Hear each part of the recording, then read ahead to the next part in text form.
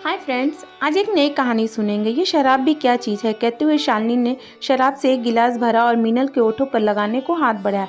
मीनल ने शालिनी से हाथ उठाते हुए कहा, तुम जानती हो ना, मैं शराब को ना हाथ लगाती हूँ ना ही पीती हूँ। क्या तुम भी अजीब पागल हो? शालिनी लड़खड़ाते हुए बोलने लगी।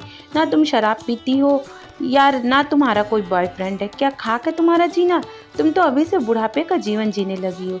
जियो यार जियो, यह लड़खड़ा कर बोलते हुए शालिनी अपने बिस्तर की ओर जाने लगी तो मीनल ने उसे सहारा देते हुए बिस्तर पर लेटा दिया। अपने टेबल लैंप को ऑन कर मीनल ने किताबें खोली और पढ़ाई करने लगी और सोचने लगी, शालिनी का अब यह रोज का बन चुका है। मेरे हॉस्टल में आने पर सबसे पहले शालिनी से ही मेरी मुलाकात हुई थी। तब मैं जान गई थी कि शालिनी साफ दिल वाली लड़की है।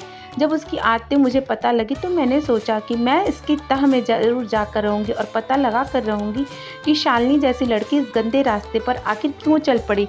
मुझे याद है आज भी वह दिन जब मेरे पापा मुझे हॉस्टल छोड़ने आए थे, तो बस पापा ने इतना कहा था, बेटा तुम यह याद रखना कि बस स्वाभिमान ही सब कुछ है। और बस मैं पापा की आंखों में देखती रह गई थी। ऐसा लग रहा था जैसे वह मुझसे कोई वादा मांग रहे हो, और उनके शब्दों में और मैंने वह वादा कर दिया था। उसने हॉस्टल आकर मुझे रोज़ नए तरह का अनुभव होने लगा था। वहाँ की लड़कियों को देखती जो अपने भविष्य का निर्माण करने की बजाय अपने हाथों से उसका गला घोटने में लगी थी। समय बीतता गया और एक दिन क्लास में जाकर पता चला कि 2 लेक्चरर की छुट्टी है। मैं वापस अपने रूम में आई तो देखा कि शालिनी बोतल खोल कर बैठी है। मैंने कहा, शालिनी अब ये क्या, अब तुम दिन में भी पीने लगी हो? मैं तुम्हें ऐसा नहीं करने दूंगी।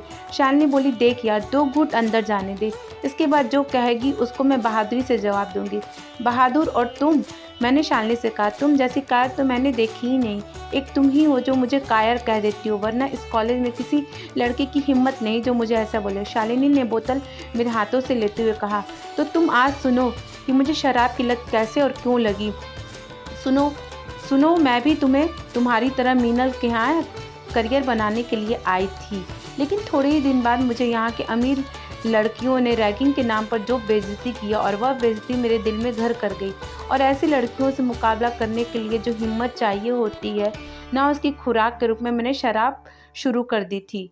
शालिनी उदास हो गई, लेकिन लगातार दिल का गुबार निकल रहा था। मीनल, मैं जानती हूँ तुम बहुत अच्छी लड़की हो और मेरी जैसी लड़की की संगत में रहकर भी अपना चरित्र से ना डगमगाई हो। मैंने भी कई बार तुम्हारे जैसा बनने की कोशिश करी, पर नहीं हो पाया। यह कहते हुए शालिनी रोने लगी। मैंने शालिनी को गले लगाया और कहा, शालिनी, इन किताबों की तरफ देखो। तुम इन्हें अपने जीवन में ढाल कर बना कर चलोगी तो कोई भी इसे पार करके तुम्हें नुकसान नहीं पहुंचाएगा। बोलो, बनाओगी ना इसको अपनी ढाल? और शालिनी की आंखों में बहती आंसुओं की धारा की तरफ जब मैंने देखा तो वह अनकहे शब्दों में मुझसे हाँ कह रही थी। कहानी पढ़कर कहीं ना जाए दोस्तों, नीचे कमेंट बॉक्स में जाकर अपने कीमती कमेंट ज़रूर भेजें। हमें आपके कमेंटों का इंतज़ार है और हमेशा रहेगा। धन्यवाद।